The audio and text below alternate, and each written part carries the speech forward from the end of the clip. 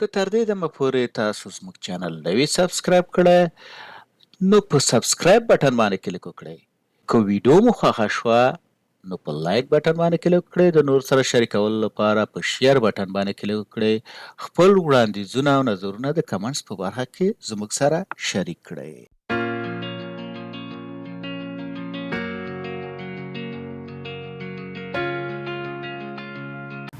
اوس راځم په یونیک فنکشن باندې کار کوم چې څنګه یونیک فنکشن ته کار کوي. راځو ورته چې مساوي ورته چې یونیک فنکشن یونیک مثلا دا فنکشن نیستم په فنکشن کې اوس اری نیستم چې کوم دغه نه دلته زه دا نیستم اول خانه میونه بی 2 بیا کنټرول شیفت نیستم اند وهم او بیا قوس بندوم قوس می باندې انټر مثلا دا چې یونیک ویلو د دې سوراله درې رااله یعنی د دې کالم ټول ویلو چې دی مثال په دې کې درې یونیک ویلو دی چې مثال یونیک هم تراوسته که چیرته زه غواړم چې مثال هغه یونیک ماته راوړي چې یو ځل استعمال شوی اوس مثال دا ټکس به زه کاپي کوم دلته به راشم ورته چې پیس از ا ویلو مثل دلته ورته چې هلډ سره مثال د دې سره اضافه کوم که زه راشم ورته چې مساوي یونیک بیا راشم ورته چې دا فنکشن او اری ورته ونیسم تا اری ورته چې کاما بای کالم سیده بای کالم سرچ وکړه ورته چې exactly once مثال دا شوی exactly once دا یو ځل په دې کې استعمال شوی دلته ګوره دا هیل چې دا دوه ځل استعمال شوی دی یعنی چې یو ځل استعمال شوی هغه ډاټا ماته راوخه مثال په دې کې یونیک راوسه خو چې یو ځل په دې کالم کې استعمال شوی نو هغه راوسه ګوره دلته هیل چې دا دوه ځل استعمال شوی که زه د دې نه دا ثرو د دې نه لری کما او ورته چې کاما انټر یا بای ډیفالت فنکشن ونسم دا کامه دا ټول نه لری کما ډیفالت ونسم نو دا به ماته درې راولي مثال درې په دې کې موږ چې سلیکټ نه کړ چې یونیک هم سلیکټ نه کړ چې ورته دا راولي. اوس راځم مثال کولای شي چې دا د سره نستډ فنکشن موږ کار کوو لکه ترانسپوز مثال دا ترانسپوز کو مثال چې دا کالم ته ترانسپوز دا اوس موږ کالم ترانسپوز کوو ترانسپوز فنکشن انټر دا وګوره ترانسپوز شو لکه په همدې شکل سره همدا اوس ورته چې کنټرول زد مثال په کالم باندې اوس ورته چې رو مثال تو رو فنکشن باندې کار کوم مثال دا دلته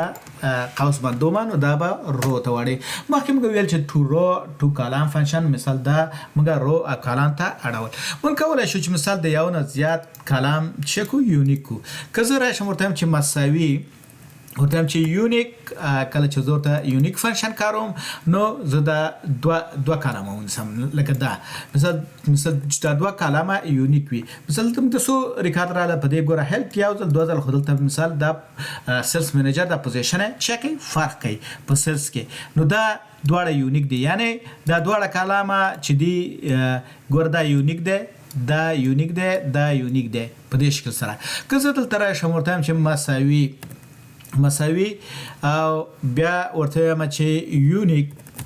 یونیک دا بیا ونسم او دلته دا ټول شیټ ونسم دا به ماته یونیک ریکارډز په دې ډاټا سیټ کې ښیي چې ټول شی یونیک وي یعنی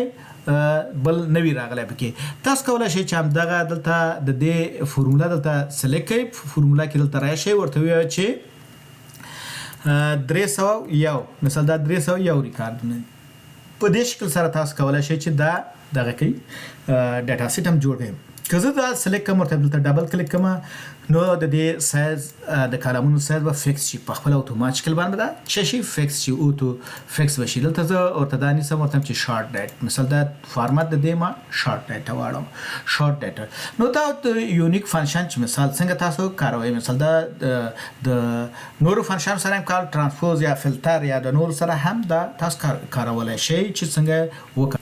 یونیک فنکشن تاسو کولای شئ چې مثال د فورمولا تاب نه دلته مثال د دیز نه هم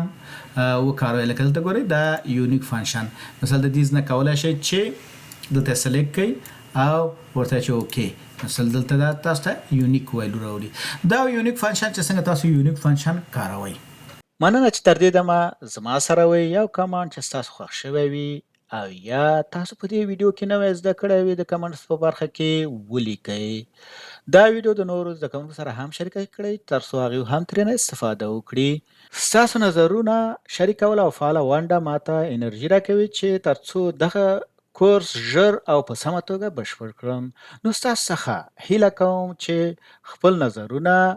یا وړاندیزونه زما سره د کمنټ په برخه کې شریک کړئ.